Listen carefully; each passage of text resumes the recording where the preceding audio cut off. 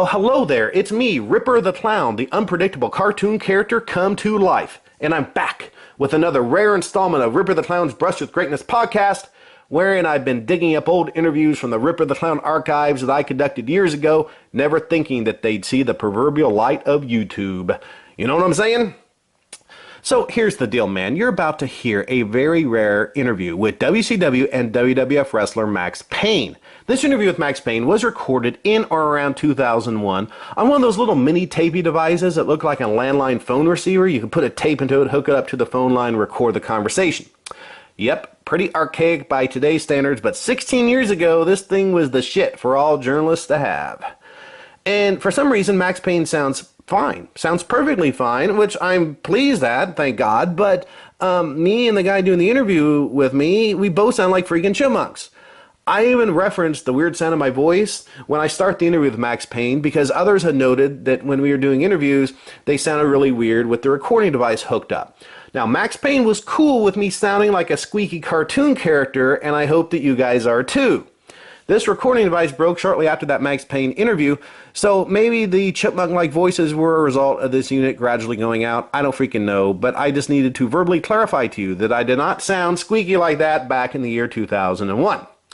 And generally speaking, the audio of this interview isn't 100% perfect. Keep in mind, it's being converted from a little mini tapey. I've done my best to clean up the audio and make it a little louder for you guys, but I also hear a weird chirping noise that kind of sounds like a pigeon cooing from time to time. I'm guessing that during the recording process, it picked up the tape actually playing, and you're hearing the squeakiness of the old tape being picked up on the recording there. So all that said, this interview is pretty rare stuff. Max Payne did not do any DVD shoot interviews. I mean, he's one of the only guys who didn't do a shoot interview with one of the companies that, you know, do the shoot interviews. He didn't do a lot of interviews in general before or after this one. And alas, I can only find one other Max Payne interview aside from this one. And Max Payne talks about some fun stuff in this interview. Did you know that he was involved in WrestleMania 2? Did you know that his wrestling name was inspired by Max Headroom? Did you know that his persona was inspired by Alice Cooper? Did you know that he roomed and trained with Chris Benoit in Japan? Did you know that Rick Rude basically called Vince McMahon and got Max Payne his WWF job? Max Payne also discusses the Nasty Boys bullying of all wrestlers, specifically undercard guys, and what happened during the match when Brian Knobbs broke his shoulder, and the backlash of that, specifically getting fired from WCW in the aftermath. And he talks about the Max Payne gimmick being the precursor to the Undertaker, and he also discusses the smallest WCW paycheck that he ever received, and you will be amazed at how much that check was for. I'm not going to tell you, you're going to have to freaking listen yourself. And he talks about so much more, and this interview is over an hour and a half. And I have to say, I always enjoyed Max Payne. He was kind of an underappreciated and under-recognized talent, and something different in the cookie-cutter wrestling world at that time. I don't believe that Max Payne ever received the respect or push that he deserved. And in this interview, I can relate to many of the things that Max talks about. Being underappreciated, being underrated, being the underdog, being the innovator who isn't appreciated but who also gets ripped off because people secretly know that you're onto something, being the edgy persona that people professionally fear while simultaneously trying to bury you out of jealousy. And, you know, I can relate to doing something different and gritty, yet doing it intellectually. And I can relate to being the guy who keeps going because he, in and of himself, is his main supporter and his main cheering section because he believes in what he does. And I can also relate to getting crap pay and getting crap respect. So rediscovering and listening to this Max Payne interview at this point in my life, having not listened to it in like 15, 16, 17 years, I find Max Payne's comments very relatable to what I'm doing and what I've experienced. And knowing so many other performers, musicians, comedians, and authors, I think many others will relate to his words as well. This isn't just an interview about wrestling. It's an interview about being creative and innovative in this culture and the battles that you experience as a creator.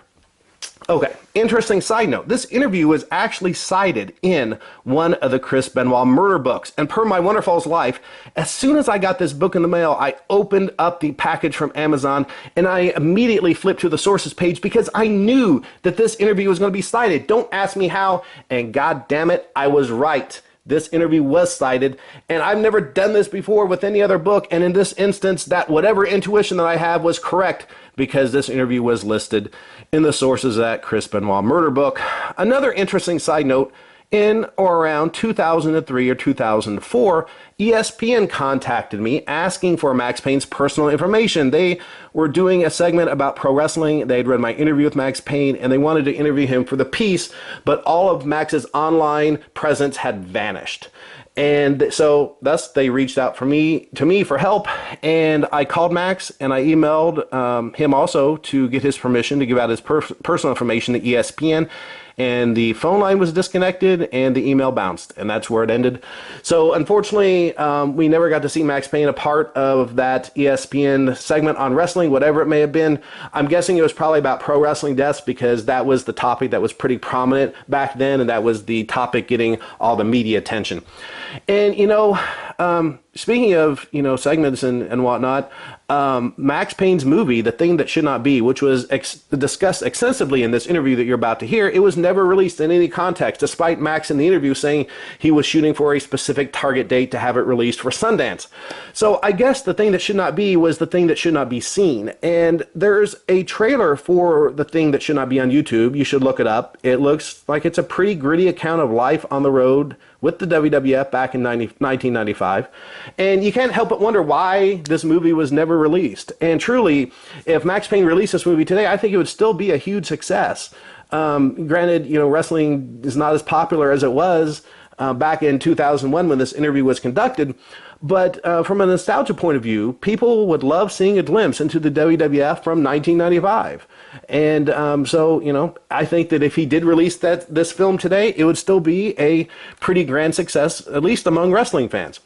Interesting side note, I was pretty green during the time of this interview, coupled with having a second person thrown into the mix, which I really wasn't too fond of doing a dual interview like that at the time.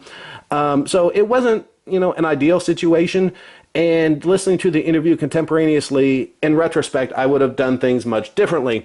I'd love to interview Max Payne again, so if you see this interview, Max, hit me up, man. I'd love to talk to you once again.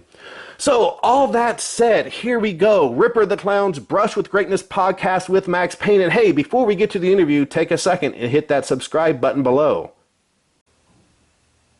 Did you hit subscribe yet? Cool. Thank you. And now, on to the interview with Max Payne.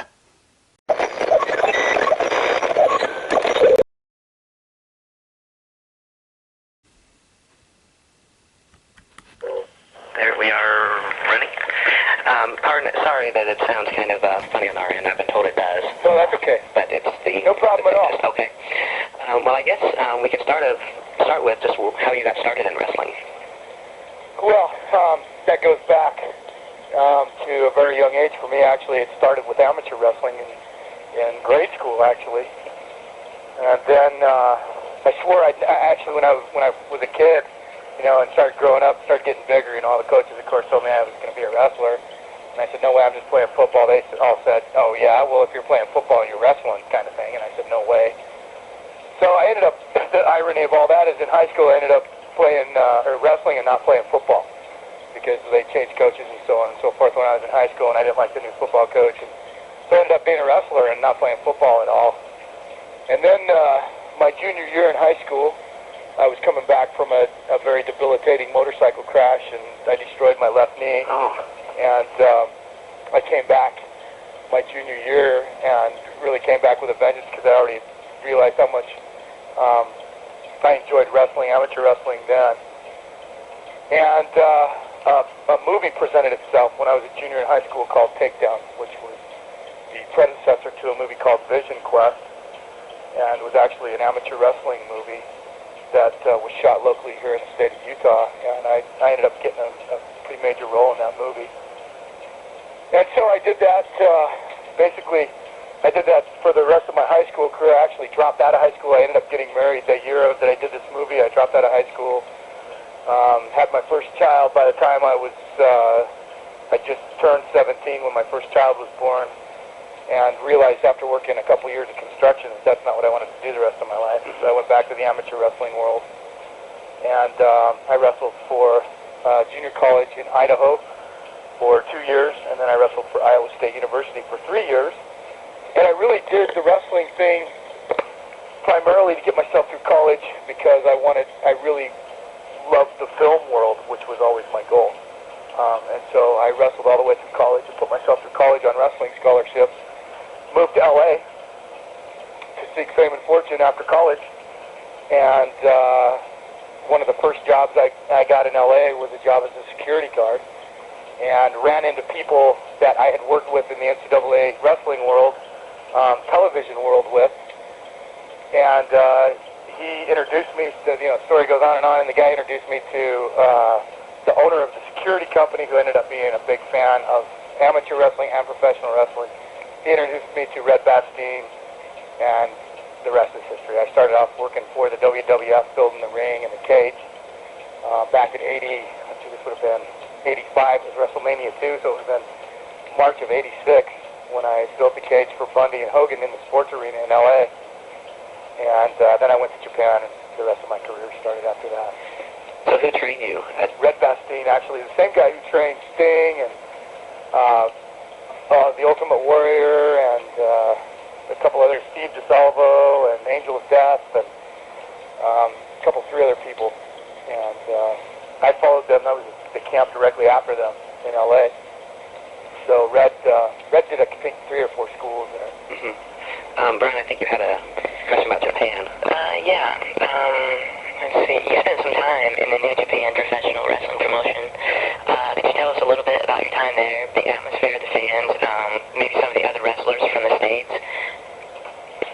Well, I mean, let me ask you a couple questions real quick. I mean, how much detail do you want me to go into? Because I'm religiously long-winded, so if I get too out of, way too out there for you, you can just edit. I mean, whatever you need to, or whatever you want to do with. Great, we appreciate it.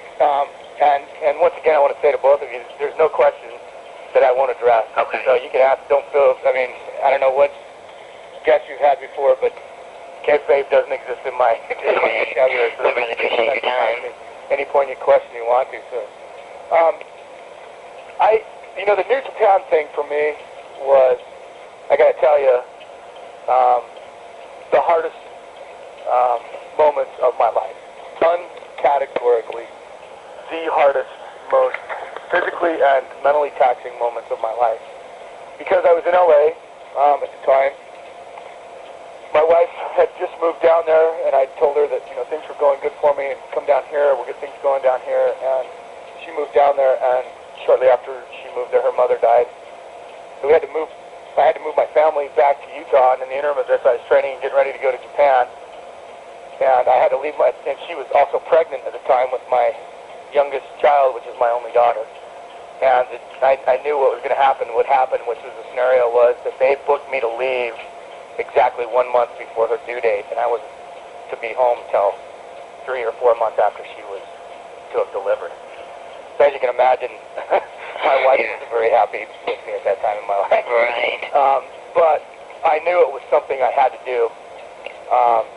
And I didn't even know why, because I wasn't a mark.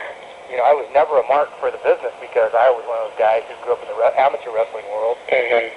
And hadn't followed the professional wrestling business, and had actually spent my whole life trying to prove to people that I wasn't a professional wrestler. Mm-hmm. And yet, deep down inside, I really was a professional wrestler, because even as a heavyweight with Iowa State University, that's what I always wanted to do, was that sort of entertainment-oriented thing.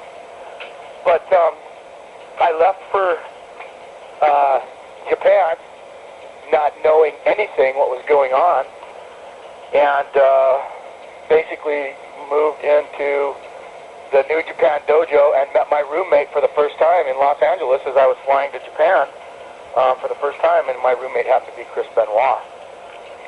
And didn't realize the magnitude of what we were about to embark on, which was, a little different from everybody else, not a little bit, a lot different than anybody else who's gone over there, with the exception of Bad News and Pat Tanaka. And that was to, to live in the New Japan dojo and, be a part of, what they were, basically be one of the New Japan boys. And what that meant was, instead of traveling on the other side with the Americans and staying in American-style hotels, anybody who's been to Japan knows that, they work out before every match for a couple of hours, and we slept in Japanese-style hotels, which means on the floor with no heat, no toiletries in your room, and ate their food, and, just lived really the Japanese country life and the Japanese lifestyle rather than being there as an American and being accommodated as an American. Right. So the first 2 months was incredibly brutal because not only was there culture shock to deal with, they did everything they could do to physically break us. I remember one day we ran temple stairs, and the temple stairs are an interesting irony because if you run them hard, you could make each step in one step. But if you slacked on them, you had to take 2 steps to get up them. So it was much better to run them as hard as you could and make the whole step. The unfortunate side of it was for the next 3 days, Chris and I used to toss a coin to see who was going to go up and down the stairs to go get us a bottle of water. Because our legs were just, felt like, people had run bamboo shoots into them. They were just on fire. So, we just, the workout level was so intense. And then on top of the fact, there was nobody else around us that spoke English, with no hope of anybody that spoke English. And for the first 2 months we were in the dojo, they didn't take us on tour with them. We were just sort of outcasts in the dojo, and that was kind of the way they indoctrinate you into, their system. But then we started to sort of get into the flow of things and see where we were going, and I look back in retrospect, and, God, how fortunate I was, how lucky of a guy I was to have the opportunity to live in Japan and train with the Japanese, and then get paid to move.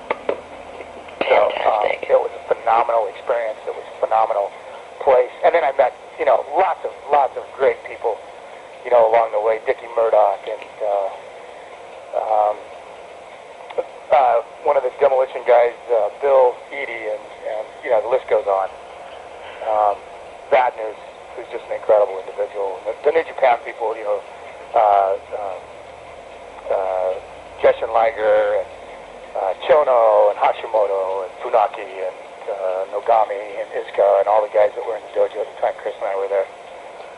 We were real fortunate. So we got to meet a really broad spectrum of folks that passed through the New Japan promotion at the time, which the list is pretty big.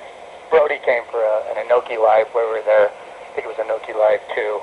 Did an hour Broadway with Inoki in the Sumo Palace in Osaka. That was, they fought all the way through the stands and up into the bleachers. Just phenomenal. So how was it, we know that there's such a great difference with the culture, wrestling fans here versus wrestling fans in Japan. What was like the major difference that you found with them? I think the Japan fans, because of what Tiger Mask did 20 years ago, and really America still hasn't done yet, to be quite honest with you. 20 years ago, Tiger Mask completely exposed the business in Japan. So the wrestling fans were very educated fans. And they were at a point in wrestling there where, they would cheer for the expertise of the high spot and whether it was executed correctly, rather than, an emotional sense of, sort of the Americana ideal. I found Japanese fans to be very educated, and it was almost insulting to them. They would, in their limited, the people that we had that were friends that could speak English in their limited grasp of the English language, they would try and, ask you the question about wrestling.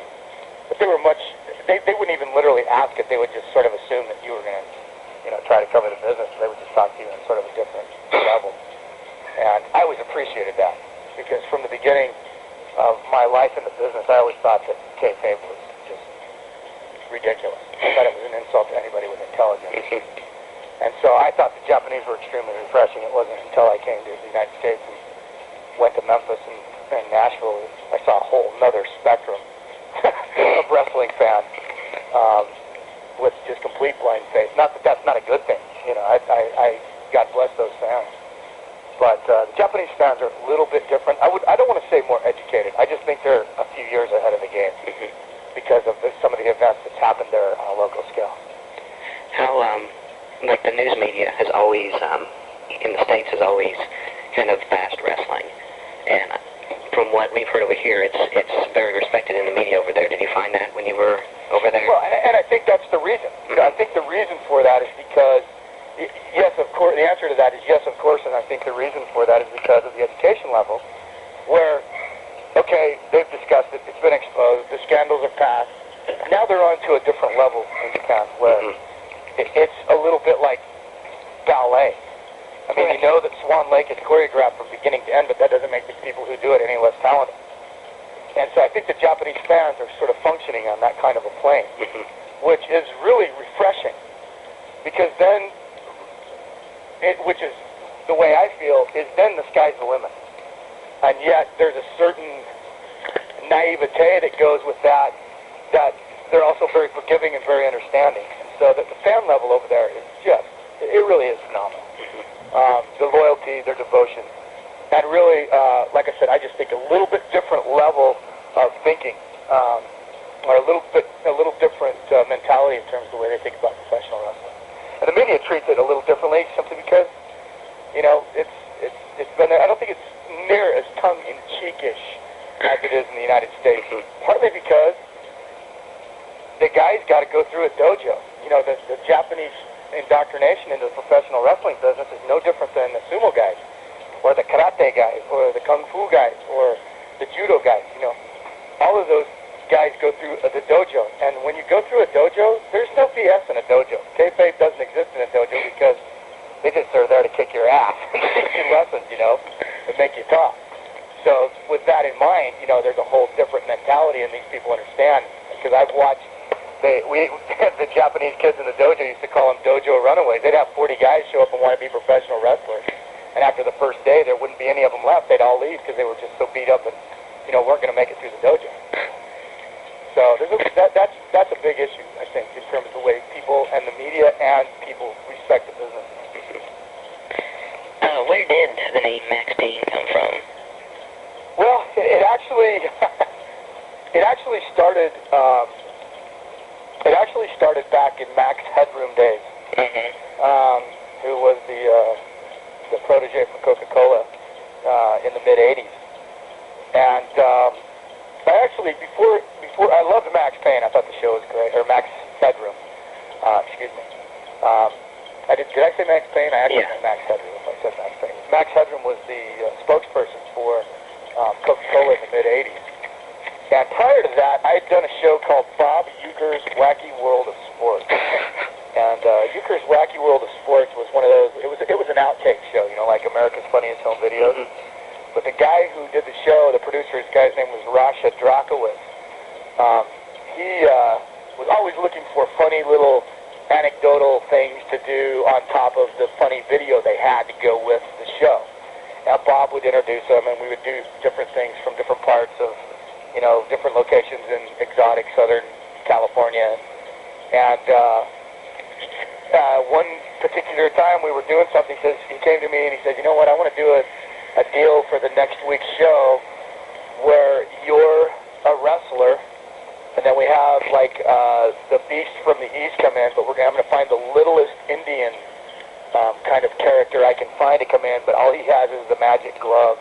And you're like this big hulking guy, and so on and so forth. And that'll be sort of the running theme of the show. And he said, what do you want to use for your name? And I said, well, how about Lucifer Payne?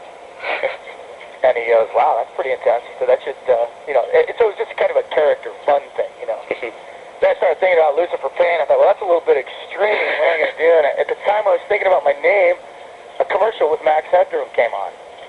And I went, Max Payne. Ah, nice. There it is, right there, Maximum Payne. So I did the Max Payne, Max period Payne thing, and then another friend on the road said, why don't you change it to 2 X's, and the rest is history, so to speak. So after you got back from Japan, where did you go straight to WCW from there? No, I did not, actually. I came back to Japan, And as you know, in the mid-'80s, Vince had done a very good job of eliminating, by then, most of the small territories. There was still a territory in Montreal. There was still the Calgary territory. A guy by the name of Al Tomko had a very small deal running out of Vancouver. And then, of course, there was still Portland. Bill Watts was running the UFW, I think it was called. And then there was Memphis. And I got booked into the UWF, that's what it was. UWF was Watts' deal, and it folded. I got booked into Montreal, and it folded. And then I sat around for about 6 months trying to figure out what I was going to do. And Stu Hyde called me on the phone. And at the same time, so did Memphis. And I'd already heard from Chris about Canada and the road trips and the money. And I knew Memphis wasn't much better, but at least I was in America. And so I opted to go to Memphis. So I fixed up an old beater truck I had, and it barely got me to Memphis, and then the motor blew up. And I stayed in Memphis for almost a year, and came home, and once again, couldn't find work, so I started my own little territory out here in Utah.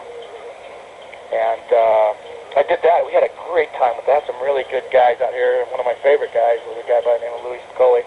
And he came in, main evented with me a lot, and we had a really good little territory going on there. We really did. We had a nice thing going, because out in the boondocks of Utah, and some of the reservations out here, and some of the towns in Wyoming that are just, so far out that the WWF could never, ever even hope to get to, we started doing good business, and I got a call from Chris Benoit, and he said, "What are you doing?" Well, I'm kind of right in the middle of running my own territory, and it's kind of falling apart right this second. The guys are starting to move away.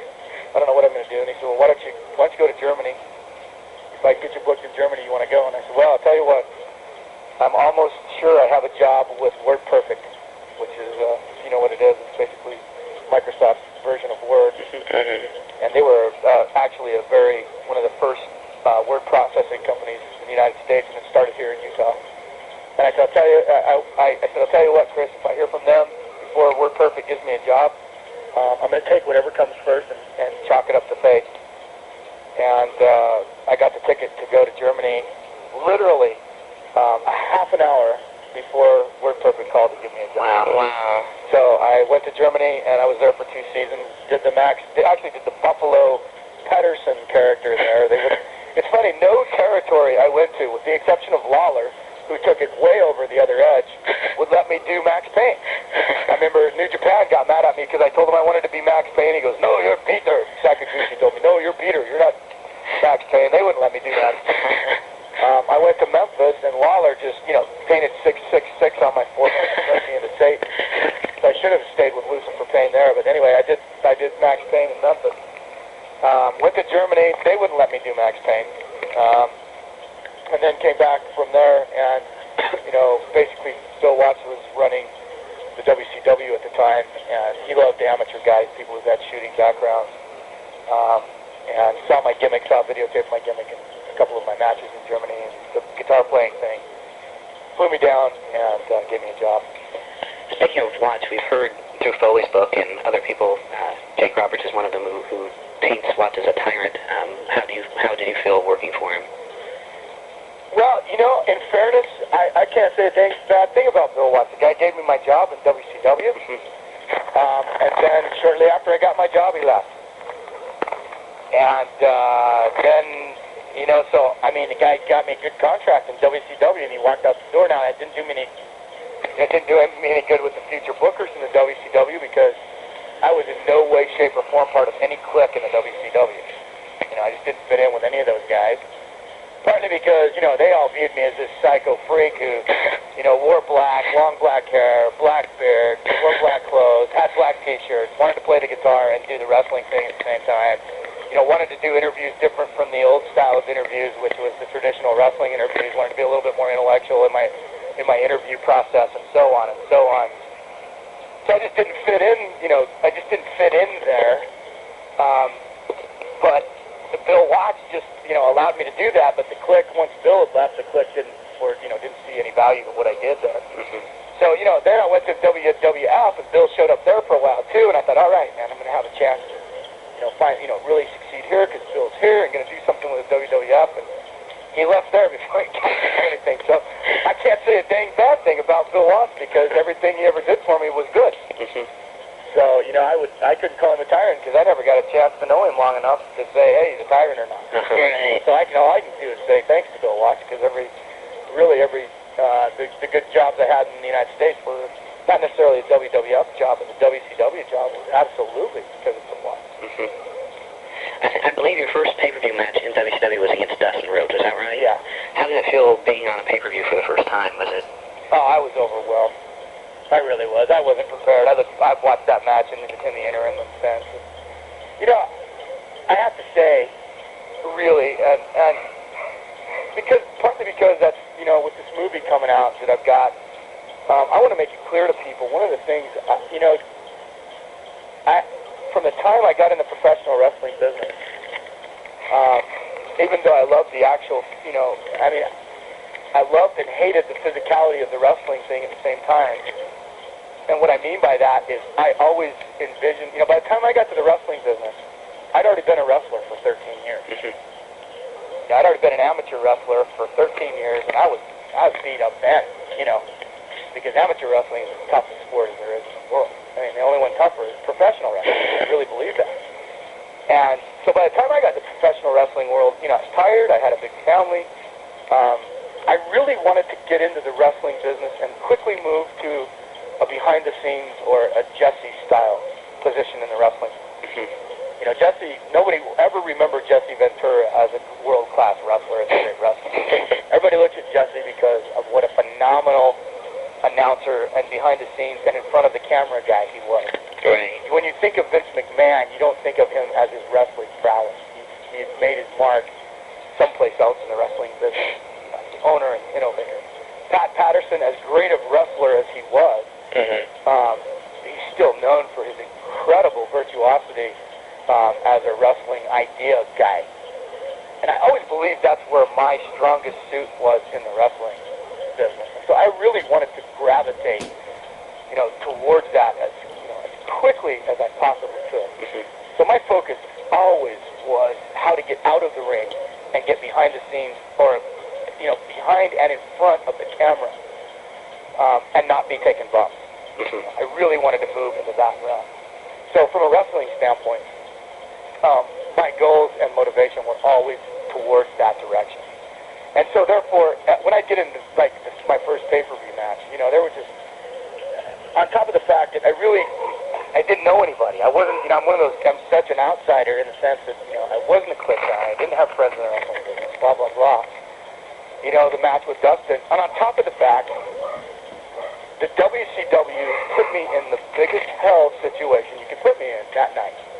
They put me out in front of a crowd, and I played the national anthem, and you can watch the people that night. You can actually watch the looks on their faces as the camera passes them, going, oh my God, this guy's really playing. And by the end of it, everybody's on their feet cheering, going, oh my God. And they run me out as a heel with Dustin, and the crowd didn't know what to do. I mean, here's a guy that just played the national anthem, and we cheered for him, and now you got me in the ring with a baby face and put me in the worst scenario possible. And so that was really the problem all the way through my wrestling business, my career in the wrestling business. People wanted to run me as a heel, but people always took me as a baby face. I remember one time Bill Dundee said to me, he goes, how can you ever believe that the people of the world would like a fat, ugly bastard like you? And I said, you know what, Bill? The Twinkie eaters of the world need somebody to identify with.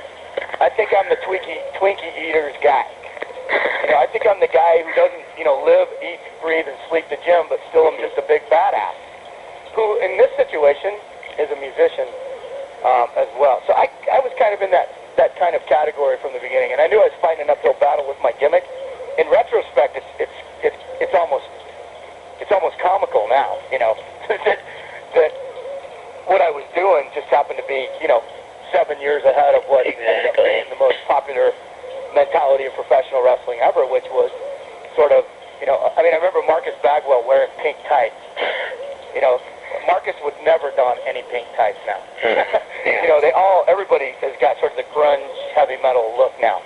Everybody does black t-shirts. Yeah. Everybody does black hair.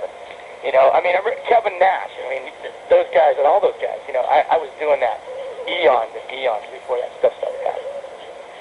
So that was my take on, that happened to me quite a lot in wrestling. Where one thing was happening with the crowd, the promotion didn't see that because of what was going on behind the scenes. So I hope that answered your question of what happened that night in Asheville, because that really was sort of laid the groundwork. And then the WCW would never do anything with my character after that. They did a little bit, but they would never let me play. And the times they did let me play, there's a pay-per-view we did at Slamboree where they let me play, and everybody in the stadium stood up, and they cut me off. They turned me off. So nobody was willing to let that thing go very far. Something that I noticed at the time, I really enjoyed the T-shirts you wore, because you wore Maxx Payne T-shirts. Yeah. And I never saw WCW selling any of these. Were these shirts that you had specially made? They were. I had a connection at the time who I believe now is, believe it or not, here's a funny story for you. I don't know the connection, but I'll bet you money it's still a strong one. The company I got my T-shirts from was a company called Fashion Victim. And they made me shirts. The way I got their name in, without anybody knowing that their name was on the shirts, was it would say Fashion Victim Max Payne. So it looked like I was a fashion victim, because I obviously was. Fashions were far different from anybody else in the ring at the time. So I would do that. Then there were times I actually wore T-shirts with their 1-800 number on it. They were in Chicago. And right as I was leaving the WCW, and I was just getting ready to, I thought I was going to actually have a good connection and really start rolling the black T-shirt thing heavy with them, they moved to Atlanta. The Fashion Victim store did. I was just getting ready to meet the guy, the owner of the company, and I was let go from Atlanta. And so I left as Fashion Victim came there. But, he used to send me, I still have all my T-shirts, too, incidentally. But he used to, maybe we'll auction them off online someday for charity or something. When I take this whole thing to the next level with the movies and the books and stuff, and the music. But, the whole T-shirt thing, the dark sides of skulls and crossbones and the black thing, it's almost ironic. You look at what Stone Cold wears, what T-shirts look like now. I guarantee you Stone Cold's got 10 of my T-shirts. I used to give him T-shirts all the time. All the time. But he wasn't wearing that stuff in WCW. He was wearing pink and blue tights. Hollywood Blonde. The Hollywood Blonde, yeah. It is ironic because I remember one shirt in particular had you in white on it playing a guitar, I believe. Right. And that's very similar to T-shirts that WCW would later make with, white images of some of their wrestlers on the front. Yeah. See, that kind of stuff, man, I'm proud of. Mm-hmm. I have no animosity. I look at the NWO shirts, man. There's no question where those ideas came from. If I pulled out my Fashion Victim shirts and the ones that say Max Payne on them, you'd be flabbergasted. If I pulled out my shirts that say the original Max Payne T-shirts that I helped design in the WCW that had the Max Payne, it said Damage Inc. Yeah, I was going to ask you about above on the front, a little over the pocket sort of emblem with a skull and crossbones. Then on the back had the same thing I kind of had on the back of my jacket. It was actually a Danzig thing. It was a big evil-looking skull thing with wings and stuff on the back of it. And then it had all my little IDs and stuff in it, my little quirks, WFO, and so on and so on. It's amazing how much the Stone Cold stuff looks like, like that. I had a shirt. In fact, I know I gave Stone Cold one of these that was just a great big skull face on the front of it. And I know for a fact, I've seen Stone Cold shirts, man. So, and that's okay. I'm not, and they would go, yeah, right, shut up, Max, you're nobody. I don't care. The reality of it is, they all know. And they would say, yeah, whatever, it's not where I came up with the idea, it was from something else. That's all right. The reality of it is, Stone Cold wasn't doing any of that stuff in WCW, went straight to WWF and did it. Something you mentioned a moment ago, I was actually going to ask you about the Damage Inc. significance. The Damage Incorporated? Yeah. Mm-hmm. that actually originally came from a Metallica song. But then I changed it to INK because it seemed more ironic, especially on my T-shirts that said Damage Inc. Instead of Damage Incorporated, that sort of give it my own flavor, if you will. And so that's why I put the Damage Inc. thing there. Do you want to jump in with a question, Brian? The time that you happened to be on the Federation roster, it was considered by many to be like the dark age of the sport. The ratings were down, the attendance was down. What was the attitude like in the locker room? It was horrible. It really was. It was truly, I can't begin to tell you, looking back, and in fairness to me, and the other side of it, fie on me for not taking more of an advantage. And I'll explain that whole statement, through the answer of that. The dressing room was atrocious. It was just, it was horrible. Nobody was making money. In fact, I have a check from the WCW. The tour I went to Canada on, I got a Campylobacter, which is one of the most horrible food poisoning, intestinal fluid you can possibly get. I didn't know I had it for 2 weeks. I almost died. I got that on this tour that we were doing in Canada, and I got a check in the mail for 75 cents Canadian. I still didn't cash it. I put it in a frame and said, I thought, why did they bother sending me this? What is this? What am I going to do? Am I really going to go down to my bank? And actually, in order to cash Canadian money, I had to drive 30 miles south of my home because the town I live in was small enough at the time they couldn't deal with foreign currency. So I had to drive to a bank in Provo to cash a 75-cent Canadian check. And that really summarizes how atrocious the business was at the time. Well, we all were trying desperately to make good times out of that. But from the moment I went to the WWF, I was just plagued. I really was. And now looking back in retrospect, I'm so glad I was, and I'll explain all that in a sense that when I first went there, the original plan was to bring Brian James in.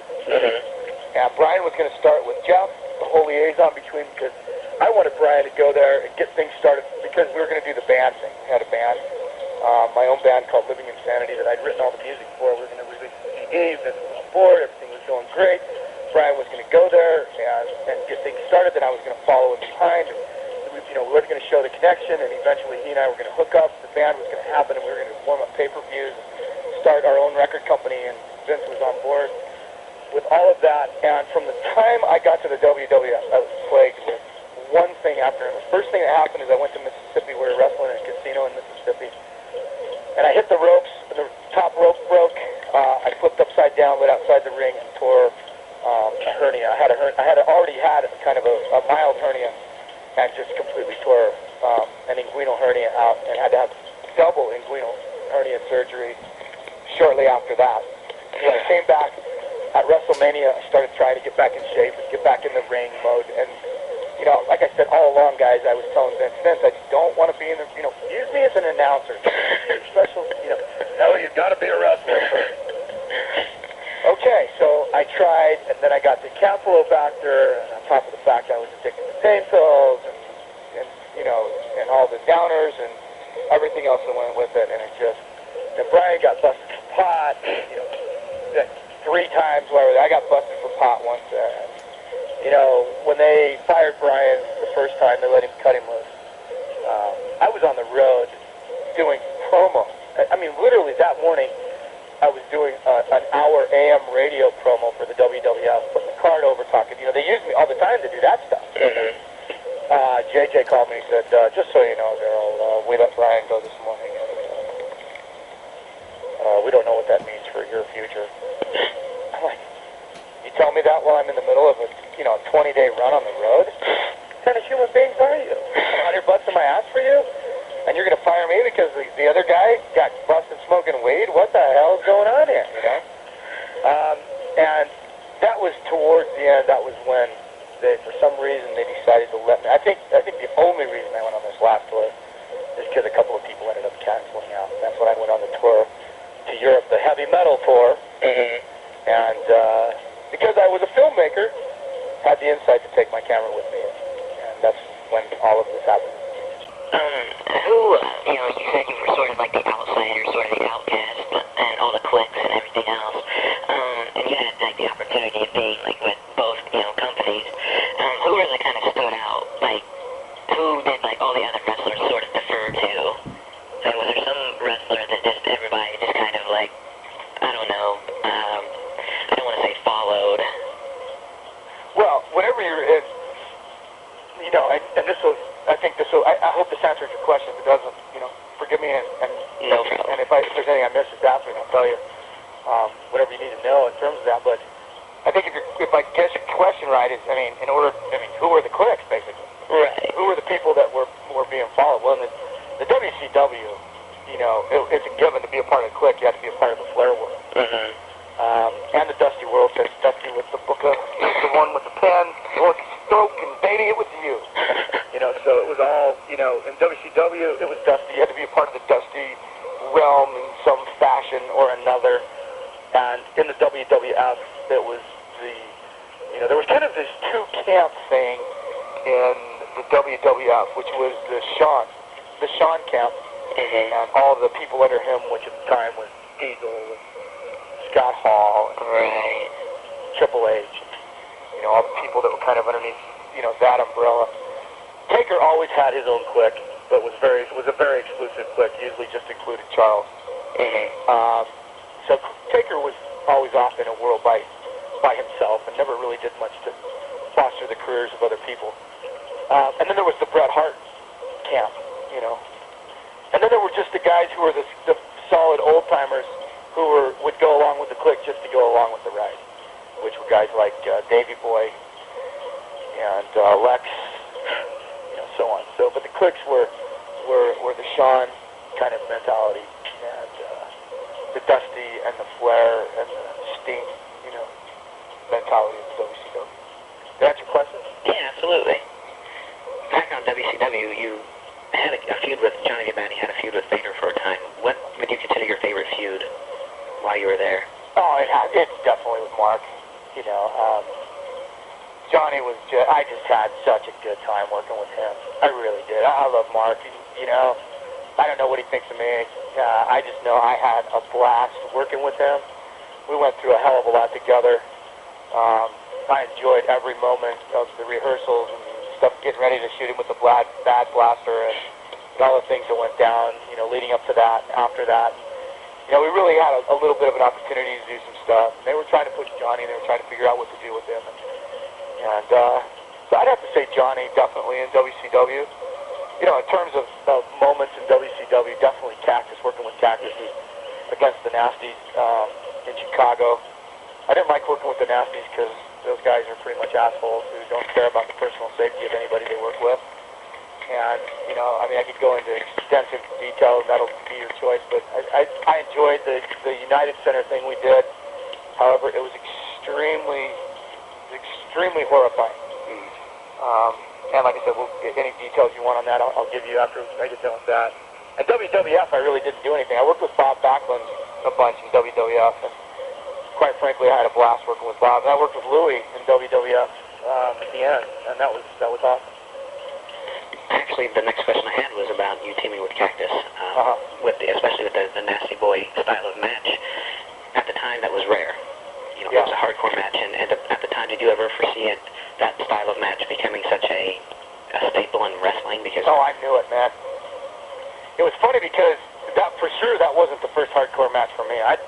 Chris Benoit and I had been working with Fit Finley and a guy by the name of Bruiser Brody, and we had been doing street fights. We called them Irish street fights in Europe. And oh my God, we had some fun.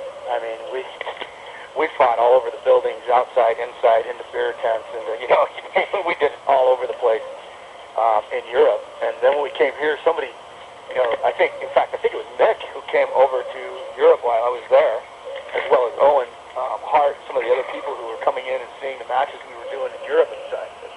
We got to bring this back to the stateside. And when we did that match and saw the hardcore match, come to be, and then the absolute culmination of it in the United Center in Chicago. It was an interesting moment in my life, and I have to tell you, probably the most profound wrestling moment I personally ever had, because there was a moment in Chicago where there was no question in my mind that the crowd was prepared to accept death. And that's a pretty profound statement. And what I mean by that is we all felt that anything went there. You know what I mean? Mm-hmm. There was these moments where the crowd, everybody was on their feet watching this thing happen, and the crowd was just prepared to watch anything happen. And quite frankly, was absolutely, really a pivotal moment for me, because I went, this is not what I want. This is not what I am trying to succeed at as a wrestler and as an entertainer. That's not the direction. I just, it's not what I wanted to accomplish. And it scared me in the sense that, that's not far away from Gladiator days, And the great thing about professional wrestling, I have to tell you that I loved over amateur wrestling, is that it was a work. The danger factor was reduced because we were cooperating, not trying to kill each other to please the crowd. And for a moment, it reminded me of the Bugs Bunny and Daffy Duck cartoon where these two are trying to, one-up each other. And by the end of the cartoon, Daffy drinks a gallon of gas and eats TNT and, eats a whole box full of fireworks and lights it and it blows up, and Bugs is clapping for him going, "You're right, Daffy, this is the greatest trick of all. You won. And Daffy says, "Yeah, there's only one problem. I can only do it once." It's floating up with a harp and wings on, And that's kind of the way that match felt to me. I thought the crowd would have walked away from there going, "God, the dude died. His head got chopped." And, I just thought it was a dangerous precedent. I really did. And it proved to be rather prophetic in the sense that, after that, the sky certainly became the limit. The hardcore matches then flowed like, blood, loosened. And I will say this on the record and off the record, hardcore matches are not, in my opinion, and I know this is going to piss a lot of people off, and I hope it doesn't piss you guys off, but if it does, this is just the way I feel, they are not what professional wrestling is about. Professional wrestling has advanced there because that's where it is, but the art of professional wrestling is the art of understanding and controlling a crowd without killing yourself. Exactly, I agree. And that's the part I just totally disagree with. But it's not going to change in the near future because the wrestling business is absolutely feeding whatever the crowd is willing to take, and they certainly are continue to test the boundaries of what a crowd is willing to take. They've become bloodthirsty. Oh, absolutely. I felt it. I have personally. It's one of those times in my life where I can, proudly or not so proudly, because quite honestly, that's it's probably the highest moment of my wrestling career. But I say that with, mixed feelings, because I'm not sure that's something to be proud of, because I don't feel that that's the place it should be. It almost seems like when the UFC and things like that, when those things started waning in popularity, the violence increased, the ante got up in pro wrestling. Yep. Well, and the reality of it is because the reason that the UWF and all that, or the UFW, whatever they call it, the reason that stuff all started to go down, and I was asked this exact question last night, is so, in fact, the guy I was talking to last night said, I think that maybe the future of wrestling is more along a shoot-oriented crowd, a shoot-oriented match where, it's not as planned, and I totally disagree with that. I think what makes professional wrestling great is customer satisfaction. Right. It's willing suspense of disbelief. You step into the arena knowing, okay, this is professional wrestling. It's all choreographed. It's extremely dangerous. But what can you do to, impress me? It doesn't have to be fall from 30 stories onto thumbtacks and glass. It just doesn't. A great wrestling match will stand all by itself with headlocks, and I certainly don't want to take away from the high-flying things that are going on. I don't want to distract from that, but that is not what makes a great wrestling match. It just isn't, and the guys that are out there, they're like a Stone Cold. How much high-flying does the guy do? Right. I mean, look at Hogan. Hogan never was a high flyer, and there were guys high-flying around Hogan. I mean, the Killer Bees and the guys who were doing the acrobatic stuff, it has nothing to do with that when it comes to professional wrestling. It doesn't. That's why the guys who are doing the Mexican-style wrestling, they're not the guys on the top of the card. They never have been, and I don't foresee them being the guys doing main events in the near future. It's personality, and it's what you bring as a dynamic performer to it. What's your on the sell of WCW to WWF? Well, I have to say, once again, I'm one of the guys who I don't know if I don't want to say I saw it coming, but I definitely saw the fall of the WCW coming. And 5 months ago, I was going to go down and get this letter. In fact, you know what I can do for you guys? I'd love to do it. I'd like to send you a copy. I'll forward you a copy of the letter I sent to the WCW right after the first sort of announcement that they were going to. This was long before the sell to Vince. Mm-hmm. This is when they sold to the guys that Eric Bischoff had found. Mm-hmm. I sent them a letter and said, the biggest problem in the WCW is that the powers that be in the WCW are marks for the wrestlers in the WCW.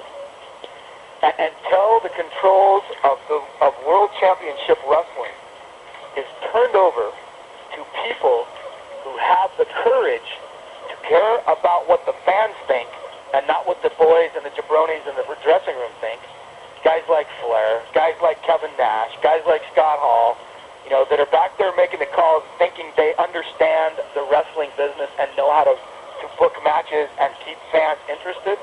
When you turn it over to a seasoned veteran, and there are a few guys out there that can do that, unfortunately they never get those kind of jobs because the clique won't allow that to happen.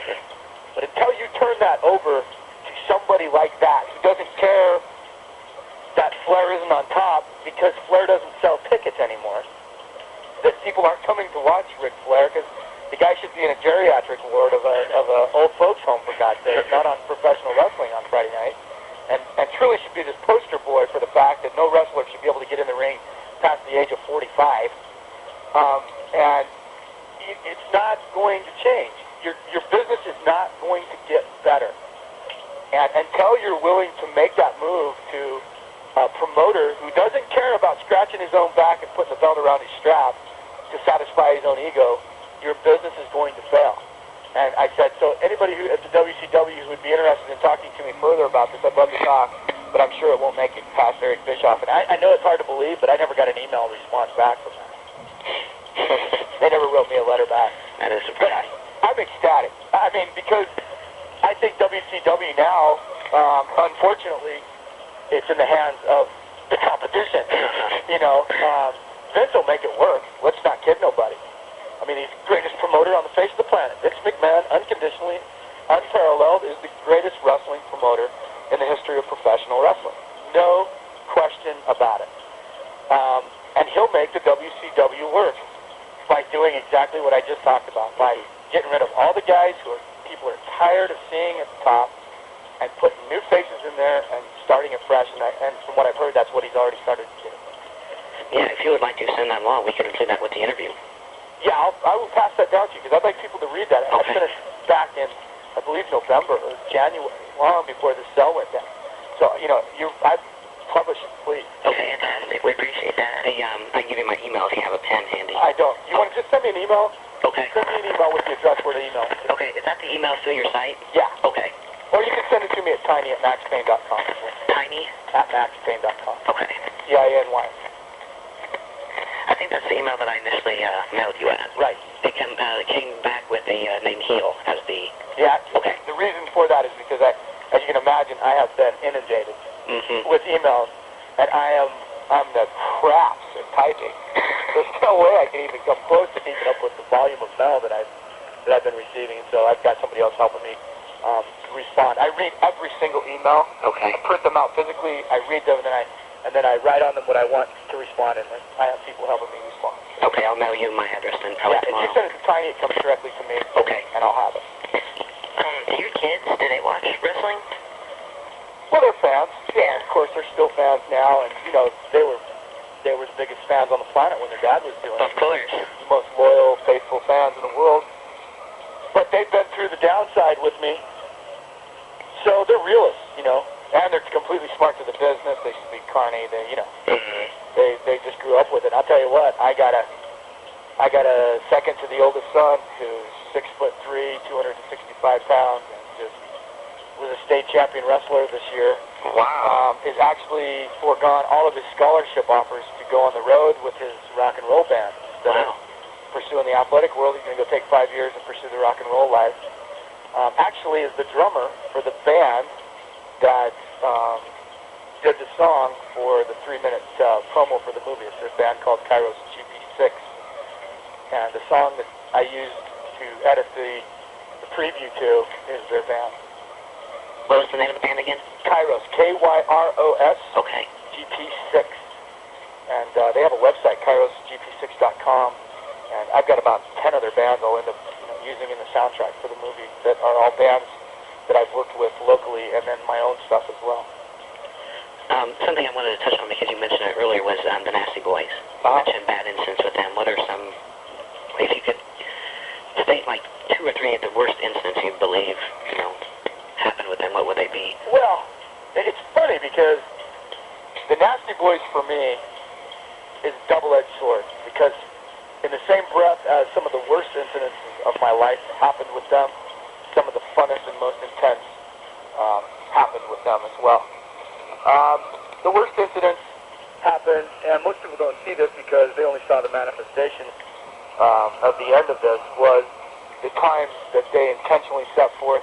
And I don't know if as much as it's intention, it's just their own clumsy nature to hurt people. They ran me into a post and didn't protect me one night. I couldn't protect myself because they had my hands blocked, and I lost the feeling inside of my face for 2 weeks. They dropped knees on my head and knocked me completely unconscious to the point where I couldn't even move in the ring. I was just out. You know, and their careless disregard for all the people that they wrestled was absolutely the critical fact to, or the critical predecessor to the match that we had in, I'm trying to remember the name of the town in Georgia, where I broke Knobs' shoulder. And, you know, prior to that, those guys would come in and, you know, they would tell me and Cactus what they were going to do and who was going to decide, you know, how they were going to run the match and what they wanted to do to get them over and get us over. And in the night that he broke his shoulder, it was just one of those nights where I just stepped in the dressing room, and I'd had it. And I told Mick I'd had it, and I told Mick, I'm not taking it anymore, Mick. And he goes, don't do it tonight, don't do it. And I said, bull crap, I'm doing it. I'm not taking what the Nasty Boys are dishing out any longer. I'm going to get my shit in tonight, and no one is going to stop me. So we walked in the dressing room, and they said, okay, here's what we're doing tonight. And I said, no, that's not what we're doing tonight. What we're doing tonight is I'm getting my shit in, and either you're going to let me get it in, or I'm going to take it. And if you think you can stop me, then try. But we're doing it my way tonight, because until now we've always done it your way. So, whoa, Max, you don't have to be so hardcore about it. And I said, yeah, I do, because that's all you guys understand. And we went out there, and, you know, I'm going to tell you the exact truth of the story right now, and I want the wrestling world to officially know this is the absolute truth of what happened in that match. I told Knobs how I was going to throw him, and he didn't pay attention to me. And in the middle of me trying to throw him, instead of him being a good rider on the back of a motorcycle, he opted to try and take control of the fall instead of letting me control the fall. And he hurt himself. I did not hurt Knobs. And I did not intentionally set forth to hurt Knobs. The fact that I was going to do what I was going to do regardless of what he did was only coincidental to what the outcome was, which was Knobs trying to block the throw, and he broke his own shoulder and damn near broke his neck. Because he quit trusting me. And the reason he quit trusting me is because he knew that nobody could trust him. And that's why Brian Knobs got hurt. Do I feel bad that he hurt his shoulder? Absolutely, because I'm a caring person who would never intentionally want to hurt somebody. I just couldn't do it. But Brian Knobbs hurt himself that night because he didn't trust me enough to let me control the fall, and therefore hurt himself, because if you watch the match, you'll see it happen. He tries to go straight over, and I was trying to take him to the side. So once and for all, that's exactly what happened that night. They got their shit back in, though. They hit me with the table in Chicago about as hard as you can hit somebody in the head with a table. They didn't waste no time, doing everything they could do to hurt me. They're just not tough enough guys to really hurt me. And so that's, like I said, in some ways, that's the high point and the low point. But the high points with the Nasty Boys is, if you've ever spent any time with them in their full regalia in Nasty Boy mode, there's genuinely no funnier people on the planet than Knobbs and Zags when they're in full Nasty Boy mode. Unfortunately, they leave a pretty heavy and wide wake in the back, no matter where it is or what they do. So what led to you leaving WCW? I heard it was because of the nonsense. Is that true? Or? Well, immediately after that match, Eric Bischoff come back. He says, Max, you can't do that to people, blah, blah, blah. I said, you know what, Eric? You've never been in the ring in your life. You haven't got a clue what it means to, to wrestle with these guys every night. And Bill Eadie told me a long time ago, you know what, Max? There comes a time when you have to say no. And when you don't say no, the only one you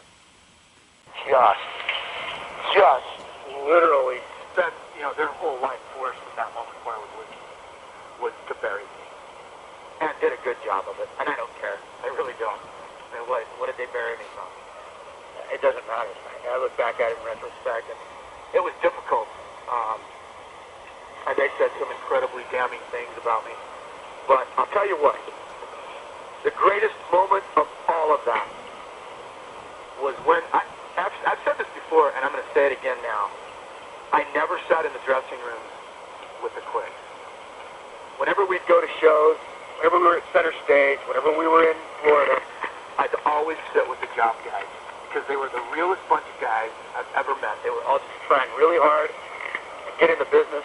They were all, really cordial guys to be around. They were real guys who would give you, would put you up in their homes or offer you a fresh home-cooked meal or look after you and were kind to you and so forth. And the cliques inherently treated those guys like crap, and they would abuse them. Vader was classic for abusing the job guys, and you guys know this. I mean, anybody who's ever watched Vader manhandle some of those little guys he worked with, he didn't give a shit whether he broke their neck. He did break somebody's back. Yeah, he did, because he didn't care, because he was Big Bad Leon, doing it to a guy who's letting him do it. That makes you tough. How was it working? Here's Leon doing this. The Nasty Boys would do this stuff to these guys. And I tell you, the greatest 2 moments of my life was after I wrestled Knobbs, the next television, when I walked into the dressing room and sat down with the job guys. They stood in line, and every one of them, without saying a word, came up to me as I was putting my boots on and said, just shook my hand with tears in their eyes. Somebody finally stood up to the chicken shit nature of the Nasty Boys, and that one guy somehow redeemed them from them. You know what I mean? Mm-hmm. And the same thing happened with Vader when I drew him around in a match we did down in Florida. They all did the same thing then. Yeah, I was going to ask you how it was to work with Vader. Oh, he treated me like with kid gloves. Vader would never... Leon, with anybody who was tough, Leon treated them with total respect. Leon was the classic example of what a bully is. He would push anybody around that he thought he could push around easily. But if he didn't think he could push him around, let me assure you, Leon wouldn't even try. And anybody who doubts that, I can tell you 3 or 4 stories to concrete that. I don't think I need to, but anybody in the business will tell you that. He would never try to push around somebody he didn't think he could push around. So what led to you going to the WWF after you left WCW? It was. I'm pretty sure it was a Nasty Boy thing. On top of the fact, I told Mick when we were driving down the road one day, Mick Foley, I was telling him one day, I said, Mick, the business is at a point where it has to change. The business has got to, the business is so bad right now. What is it going to take for it to move forward? I said, there's only one way I see for the business to move forward, and that's to dump kayfabe once and for all, to tell fans the truth. Hogan should have done it when he was on Arsenio Hall and exposed it and said, okay, now let's move on from this point. He could have done the whole world a favor. He didn't. He didn't have the sack to stand on Arsenio and say, okay, I did steroids. I was wrong. The wrestling business is fixed, not fake. Let me define that. Let's move on from here because we're the greatest entertainment on the planet. I think people would have loved him for that. I think it would have turned a corner, and Hogan would have been lucky to sell 100 tickets during that time. Well, remember the little gigs that WWF was doing, you know, in upstate New York or in New York City? There was a little, they did like a center stage thing, and they couldn't even fill that. People were booing Hogan. And remember that when they were going through this? It was during this time we were talking about when the business was really, really bad from what, 90, 91, right after the trials, to late 96, when the WWF started happening, and Stone Cold went to Vince.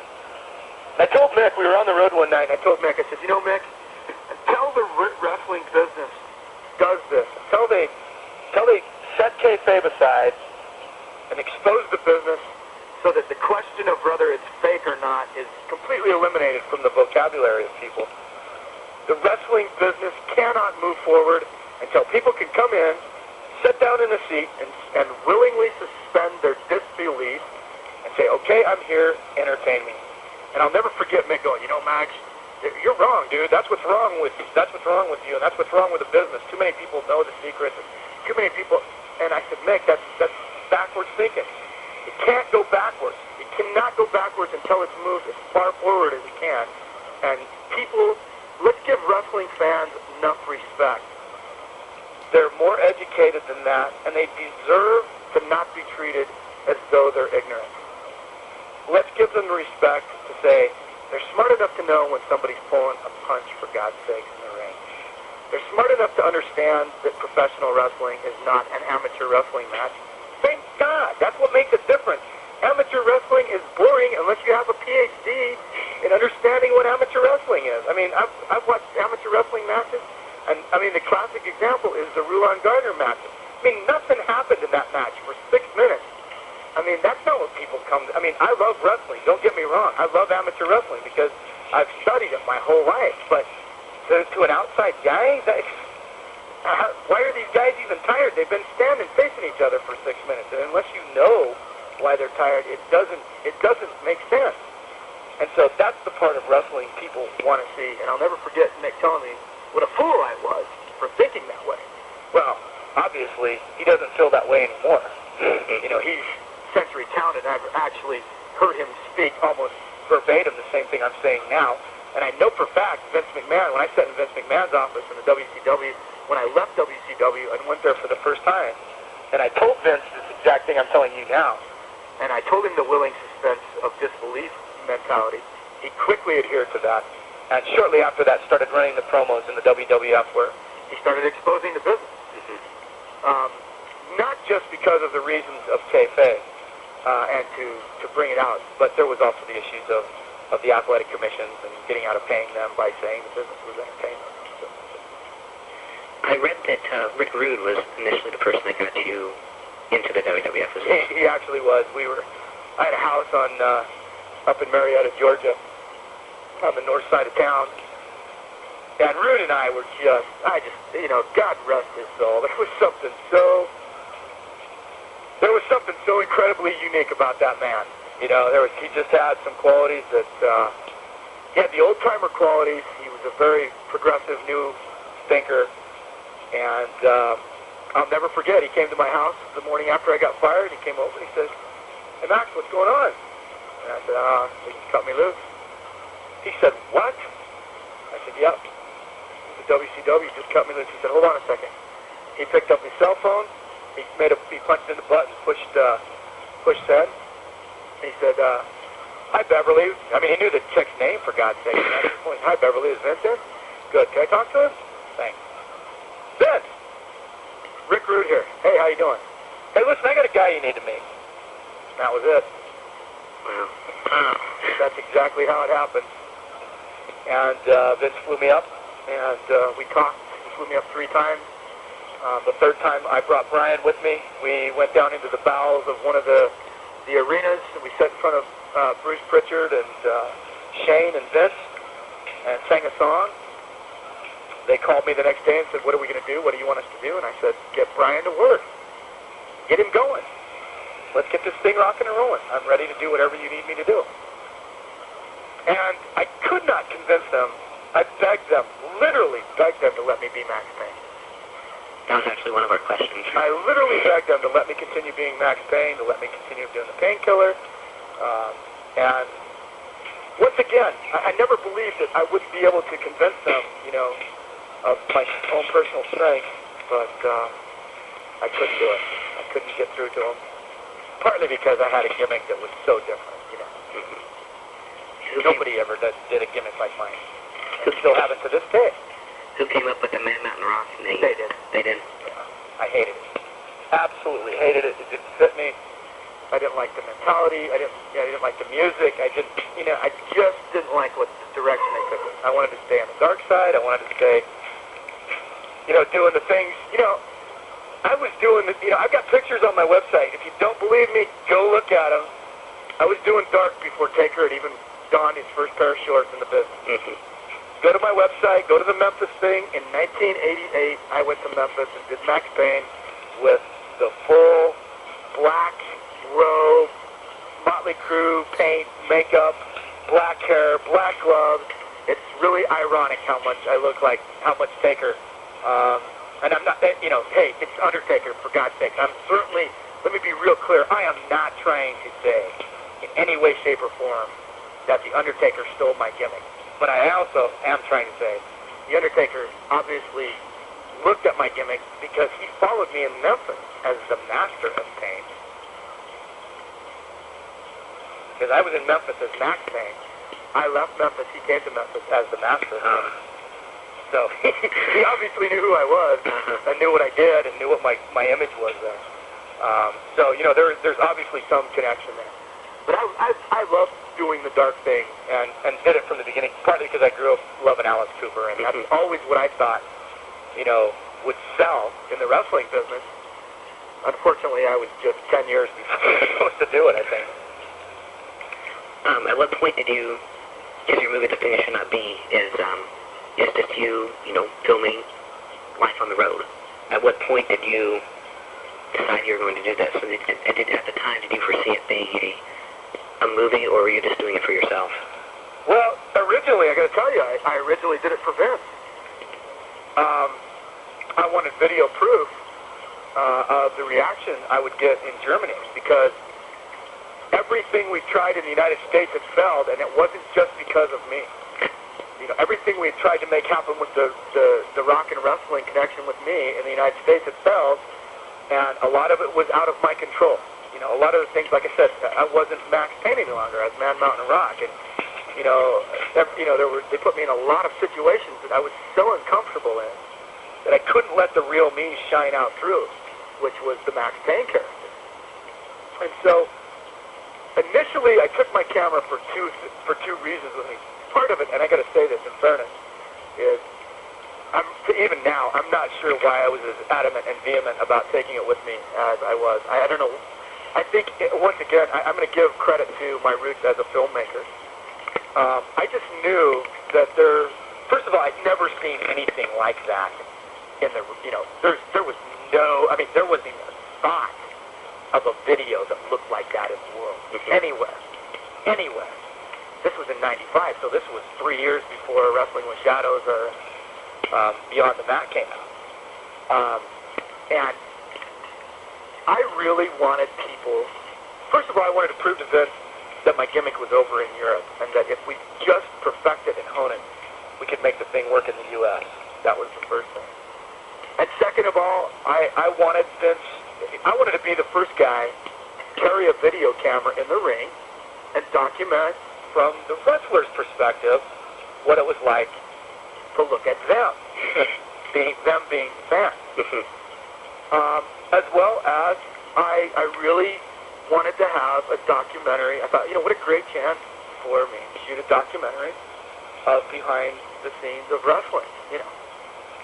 And So I really went out on a limb. I took extra batteries with me. I took extra videotape with me. I sat down, I plotted this thing. I was the videographer, the director, the producer, the editor, the sound guy. You know, I did everything. I mean, I was just a one-man movie crew, basically. By the end of the thing, I got to tell you, I'm a damn good photographer for myself. And I wanted to capture, looking back in retrospect, I really wanted to capture the emotion of what I was going through on the road at the time, because I was really up in the air of what was going to happen. I did not know. And so that's why I took the camera. And came out with what I've got now. At the time, were there any wrestlers or WWF staff who were uncomfortable with it, and have you been contacted by any of them now who might not want their... None of them contacting me now. You know what? The answer to that is no. I mean, everybody that's on camera knows that the camera wasn't a WWF camera. It was my personal video camera that I took on the road with me. You know, what am I going to do? Am I going to twist Kevin Nash's arm to be on videotape? Am I going to twist any of those guys? I mean, if they didn't want that on, they would have said, turn that camera off and get the fuck out of here right now and don't ever come back. Nobody did that.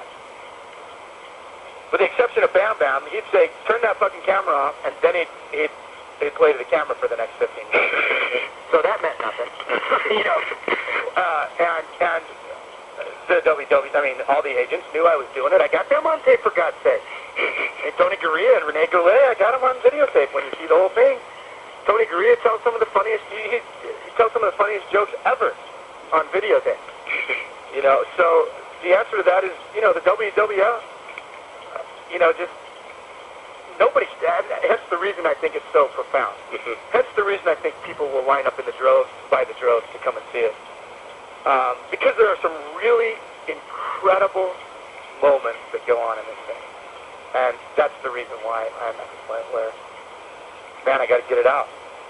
And that's why 6.5 years later, I've decided the time is right for me to really put forth the intense effort to get this thing out and let the world see a perspective that the wrestling world for sure is not going to let you see. What is the exact release date? Do you have that finalized yet? My goal right now is, I was going to try and get it out by late fall, but the reality of it is I'd really like to enter, you know, I live in Utah, I live 5 miles away from the Sundance Film Institute, and so my goal is Sundance of January 2002. I'm just trying to, you know, the interest that has been generated so far has been phenomenal. I mean, every email I've gotten has been positive. You know, you can go and look at my guest book, with the exception of a couple of wrestlers, obviously employees of the WWF who wrote some nasty crap on my website. Every single thing has been positive. You know, I say to any naysayer out there, you think I got a vendetta, you're crazy. I got such a great life right now. It's not even funny, but the reality of it is I got a movie that I just think the world should see. I think it's an incredible look. Reality-based TV is at the biggest, reality-based film work of any kind is at its highest point ever. And isn't it ironic that I did this 7 years ago, and now, you know what, again, 7 years later, it's the most popular format in television world that you could have right now with Survivor and all the reality-based shows that are out there. And basically that's what the thing should not be, is reality-based television at its finest. How many hours did you shoot versus how many you plan on using in the movie? Well, what I'd like to do is I have 3.5 hours of videotape. I'm going to whittle it down to probably an hour 30. Maybe even an hour. Because I want it to happen. I want it to be, you know, I want it to be very intense. But by the same token, I'm not afraid to let you see pretty much all of it. I don't want to be too redundant with, like, there's a lot, I recorded a lot of the things that I did in terms of the music playing, and that makes up for probably, you know, 45 minutes to an hour of the total of the running time of the tape. I wouldn't show you all of that. I would just show you little segments from, you know, each night I played. But there's no wrestling in it at all. There's absolutely not one wrestling scene in it anywhere. Which is, again, what I think makes it interesting. It's a completely behind-the-scenes look. And the footage that I have, what I'd like to do is start off with the original, whatever we released at Sundance, and then follow it up with a DVD and a director's cut, take it out to an hour and a half or 2 hours and give you as much as I possibly can, and then narrate behind it and do those kinds of things and give, the hardcore wrestling fans the ability to buy a DVD with, all kinds of little goodies and, different things I have to put forth on there. So that's kind of where we're at in terms of length and what I'd like to try and accomplish in the future. Brian, do you have any additional questions? Yeah, I've got one more. Just right off the top of your head, 3 things that you would recommend for anyone with a dream. Like maybe 3 tips of advice. Never give up. If you have a dream and you want to, the only way you'll fail at your dream is if you surrender to that. That happiness is not money. I've watched guys who were miserable bastards who were poor in the wrestling business who then got money and were just rich and miserable because money didn't make them happy. And thirdly, no matter what, to quote a line from the movie Wyatt Earp, when Gene Hackman says to the Earp family as they're sitting back in Missouri eating dinner at the dinner table and they're all laughing and making fun of their dad, he said, remember one thing, children, there is blood and everyone else is strangers. For me, the greatest thing that could ever happen to me was the fact that I left the wrestling business because I happened to be fortunate enough to leave the wrestling business at a time when my mother and father were at the twilight of their lives, and I came back to Utah and watched them both grow old and die, and was standing by both of their sides when they passed away. And I've watched my children grow up and become state champion wrestlers and do all the things in life that I surely would have missed had I have been the kind of wrestler that I was attempting to be at the time. Now, what I mean by that is I believe you can still have both, but you're going to have to work 15 times as hard to be in the wrestling business and keep your family. And so I say to any wrestler out there who is attempting to be a wrestler, for your own self-sanity, never, ever, ever, ever, ever forget the most important thing in your life is your family. And I thank the Lord every day for the fact that I still have mine, because I was literally moments away from losing everything that meant anything to me in my life, and that's my family. Okay, I did have one last question. And it's okay, go ahead. Kind of the question that we end all of our interviews with. One questions posed by fans over the years. One question that they've always asked you, if you can answer it one last time and one final time, what would it be? Well, let's put it, I think I got a good one for you on this one. The age-old question in professional wrestling is wrestling fake? The answer I would have to give to every wrestling fan is no. Wrestling is not fake. And what I mean by that is this. Wrestling is an incredibly difficult business that requires intense diligence, intense effort, and every smidgen, every molecule of intestinal fortitude you have to deal with the rejection, to deal with the pain, to deal with the lifestyle, to deal with all of the things that make the business hard. It never ends. And so when somebody says to a wrestler, is wrestling fake? I want that question to be eliminated from anybody who is a wrestler now, who was a wrestler, or who will ever be a wrestler. Don't ask a wrestler if wrestling's fake, because the answer is no, it's not fake. It takes something out of you every time you climb in the ring, and you may not even be able to explain what that something is. Is wrestling fixed? Absolutely. No question about it. The finishes are known. A lot of the things that we do in the ring are known, but that doesn't make it any less difficult, just like a ballerina who knows every single move they do in Swan Lake. It makes it no less difficult of a task to perform that task. And so I say to any wrestling fan that's out there, help take wrestling, and I think they're already there. I think wrestling fans are already there. Part of what the Thing That Should Not Be will do is continue to move in that direction, because there's another pinnacle out there in terms of how big wrestling can be. I think wrestling still has a lot of growing pains in its future, and it has to continue to grow and move away from the question of is it fake, and more to the question of how do I entertain you and entertain you responsibly without destroying the American ideal of house and family. And so I say to anybody out there who would read my article, in fairness to any wrestler who has given their life and who has worked their tail off to get to where they're at, who goes out there every night and sacrifices their body parts and their soul to entertain you, give them enough respect to know that professional wrestling is very difficult, and it is not fake. Fixed, but not fake. That's a great way to end it, I think. Thank you very much. You bet. We really, I know we'd probably, we'd love to talk to you again, possibly around the time that the film is released.